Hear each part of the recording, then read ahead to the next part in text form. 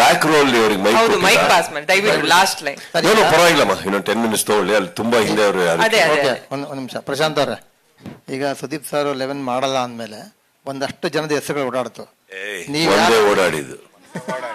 ನೀವೇನಾದ್ರು ಟ್ರೈ ಮಾಡಿದ್ರ ಹೋಗ್ಬಿಟ್ಟು, ಅಥವಾ ಅವ್ರು ಮಾಡಲ್ಲ ಅಂದ ತಕ್ಷಣ ನಿಮ್ಮ ರಿಯಾಕ್ಷನ್ ನಿಮ್ಮ ಚಾನಲ್ ಹೇಗಿತ್ತು? ನಾವು ಅಪ್ರೋಚ್ ಮಾಡಿಲ್ಲ ಸರ್, ಅದು ಮಾರ್ಕೆಟಲ್ಲಿ ನ್ಯೂಸ್ ಹಬ್ಬಿತ್ತು. ಸೊ ನಾವು ಅವರನ್ನೇ ಅವರೆಲ್ಲ ಮಾಡಲ್ಲ ಅಂತ ಒಂದ್ ಕಡೆ ಹಬ್ಸಿದ್ದ ಅಂತ ನಾವು ಯಾಕೆ ಹಬ್ಸಿಲ್ಲ, ಪುನಃ ಕೇಳಿ ಹೋಗ್ತೇವೆ ಅವ್ರ ಹತ್ರ. ನಾವಂತೂ ಬೇರೆ ಮಾತೇ ಇರಲಿಲ್ಲ, ಸುದೀಪ್ ಸರ ಮಾಡ್ತಾರೆ ಡಿಸೈಡ್ ಆಗಿತ್ತು. ಸುದೀಪ್ ಸರ್ ಅದಕ್ಕೆ ಹೋಗಿ ಒಪ್ಪಿಸಿದ್ದೇವೆ. ಸಪೋಸ್ ಮಾಡಿಲ್ಲ ಅಂದ್ರೆ ಏನ್ ಮಾಡ್ತೀವಿ? ಒಪ್ಪಿಸ್ತೇವೆ, ಯಾಕೆ ಮಾಡಲ್ಲ ಸರ್? ಮನೇಲಿರೋ ಹೆಣ್ಮಕ್ಳನ್ನ ನಾವ್ ಹೆಂಗಾನ ಸಮಾಧಾನ ಮಾಡ್ಬೋದು ಸರ್. ಈ ಪ್ರಕಾಶ್ ಸುಷ್ಮಾ ಅವ್ರು 3 ಜನ ಒಟ್ಟಿಗೆ ಬಂದ್ರೆ ಆಗಲ್ಲ ಸರ್, ಬಿಡ್ಲೇ ಇಲ್ಲ.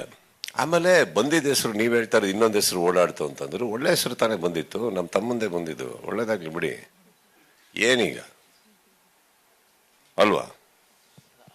ಅದ್ರ ಬಗ್ಗೆ ಹೇಳ್ತಿಲ್ಲ.